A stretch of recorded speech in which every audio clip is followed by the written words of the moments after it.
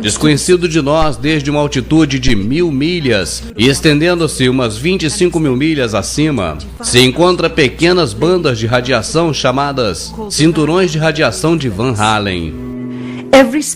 Todas as missões espaciais tripuladas da história, tanto dos Estados Unidos como também da União Soviética, desde a primeira em 1961, têm estado muito debaixo deste campo de radiação que é mortal. Any human being traveling through the Van Allen belt would have been rendered either extremely ill or actually killed by the radiation within a short time thereafter. Every manned mission in history, Gemini, Mercury, Skylab to Space Shuttle, has been below the radiation belt, all except going to the moon. Os astronautas soviéticos mais experimentados passaram 100 horas no espaço por cada 20 dos Estados Unidos. Para poder sobreviver à viagem de 1h30 através do cinturão que é necessário atravessar para chegar à Lua e regressar, se requer um escudo sólido entre o astronauta e o exterior da nave. O foguete tipo Saturno V, utilizado pela Apollo, media 35 andares de altura e pesava o mesmo que um navio de combate. Inserir um escudo em forma de barreira rodeando por completo a tripulação faria impossível o foguete ser lançado. É por essa razão que os soviéticos, muito mais experientes no espaço sideral, só enviaram uma nave sem tripulação à Lua. Obviously, the only shielding they had was the literally paper-thin outer hull of aluminum, and their suits consisting of glass fiber, some aluminum fibers, and silicon rubber. It's very interesting concerning radiation that the astronauts were protected by a thin film of aluminum when here on Earth they put a lead shield on us when they take a dental x-ray. This is the main reason why the Russians never really intended to send the men to the moon. Of course, we were worried to go out into the unknown of space. Of course, we were fearful. We had no idea how a human would be affected by the radiation. We suspected that possibly the radiation could even penetrate through the craft itself. Em 1998, a Space Shuttle voou a uma altitude de 300 milhas. Foi uma das mais altas já registradas. Centenas de milhas debaixo do campo de radiação de Van Allen. Mas foi tão danoso que os astronautas dentro da cabine, que era hermeticamente fechada, e dentro dos seus trajes, mesmo com os olhos fechados, ainda viram fortes reflexos de luzes, que pareciam como disparos de estrelas, devido à radiação que penetrou na nave, nos seus trajes, nos seus crânios, mesmo com os olhos fechados. Como resultado, a TV norte-americana CNN emitiu um noticiário que demonstra claramente a surpresa da NASA com esse fato até então desconhecido por ela. The radiation belt surrounding Earth may be more dangerous for spacewalking astronauts than previously believed. Scientists say the phenomena known as the Van Allen belts can spawn killer electrons when the Earth's magnetic field changes. These electrons that are being studied could have an important effect not only on satellites, which has happened in the past, but could also affect the astronauts by creating large doses of radiation that could influence their health. The electrons can penetrate through various materials, including spacesuits, and can pass through, in fact, the walls of the space station, and can create high charges deep inside of these objects. Conferimos, portanto, com um trecho dessa reportagem da CNN que nem a NASA sabia realmente dos efeitos que poderiam causar a radiação de Van Allen nos seres humanos, nos astronautas. E no próximo segmento, conheceremos então um pouco do que foi a corrida espacial, a Guerra Fria entre Rússia e Estados Unidos e a organização para a grande farsa do homem na Lua. Deixa eu te falar algo aqui sobre a natureza. Você já observou as borboletas, não é verdade?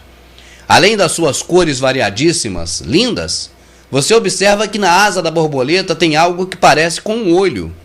E ele está colocado ali, Deus o colocou, para que a borboleta pudesse se proteger dos seus algozes, dos seus predadores.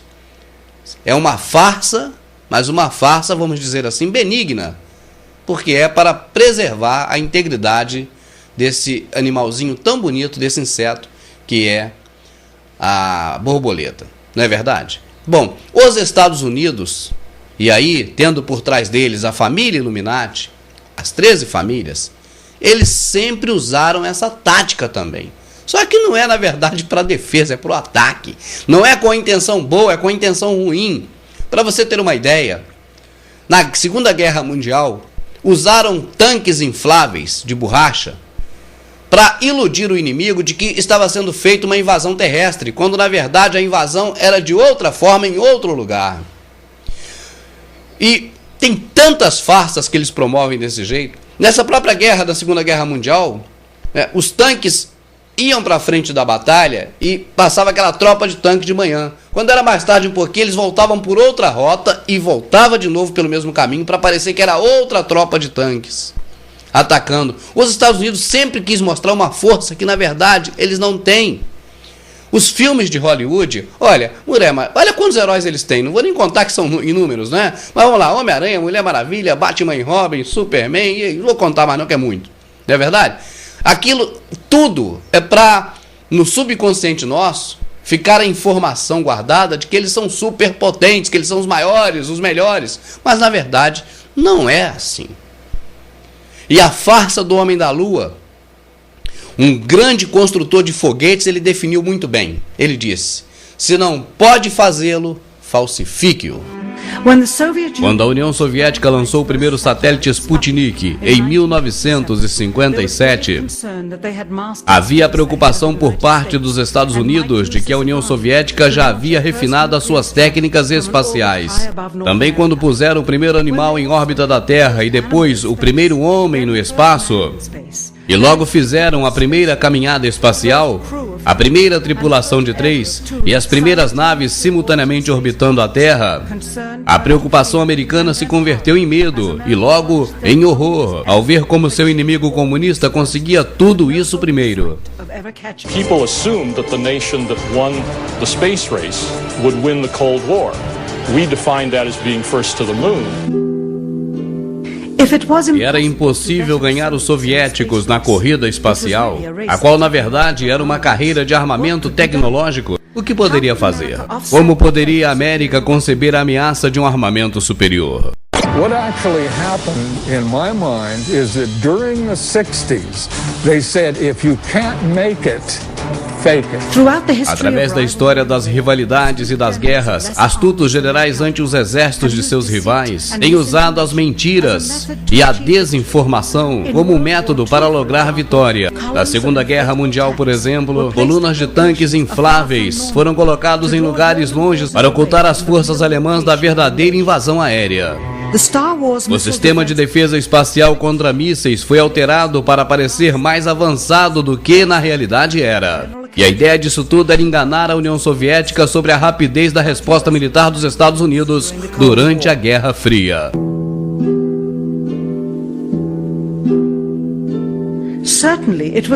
E certamente não era possível enganar somente os russos sobre a capacidade de defesa americana nos anos 60.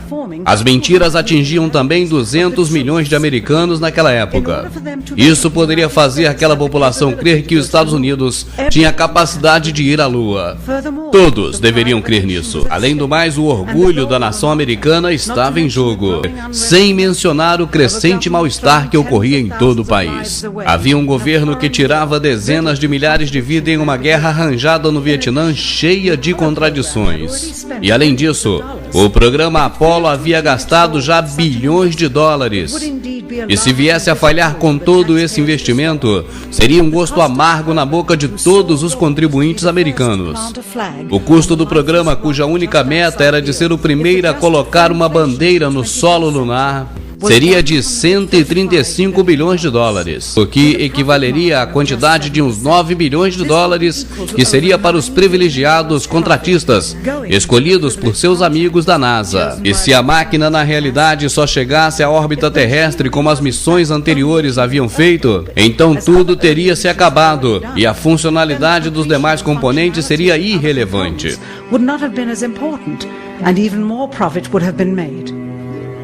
135 bilhões de dólares alimentariam a 2 milhões de pessoas por toda a sua vida.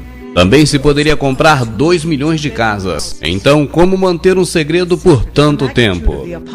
Exatamente um ano antes da primeira missão à Lua, a NASA lançou o Tetra satélite, desenhado especificamente para simular dados de voo procedentes da Lua. Ele era utilizado para que a equipe da Terra pudesse simular a aterrissagem. Muitos astronautas fizeram simulações, e essas simulações seriam utilizadas caso no voo real houvesse falta de comunicação com a Terra. Se houvesse necessidade, uma dessas simulações seria utilizada no momento verdadeiro do voo, com algumas pequenas variações. Seriam transmitidos ao satélite para logo retransmitir a Houston como se fosse direto da nave. Inúmeros computadores e seus operadores receberiam informações emanadas diretos do satélite. Incluiria falsas informações da nave como altitude e combustível, como se ela realmente estivesse descendo sobre a superfície da Lua. E se os soviéticos conseguissem encontrar a verdadeira posição da Apollo 11, seria como encontrar uma agulha num palheiro. É certo que o programa Apollo estava muito setorizado. Havia vários centros de provas e fabricações por todos os Estados Unidos. E na verdade somente umas poucas pessoas tinham visão global do conjunto. Todas as fotos, sons e imagens que eram distribuídas ao público eram estritamente controladas pelo governo americano e examinadas previamente. Logo após analisadas, eram disseminadas, sem revisão, até agora. The astronauts were launched with the Saturn V. Then, in order to account for their disappearance, they simply orbited the Earth for 8 days. And in the interim, they showed these fake pictures of the astronauts on the moon. But on the 8th day, the command capsule separated from the vehicle and descended to Earth, as of course was shown in films. No próximo segmento você vai ver algo interessante. As provas de que o homem foi à Lua são as provas de que o homem não foi à Lua.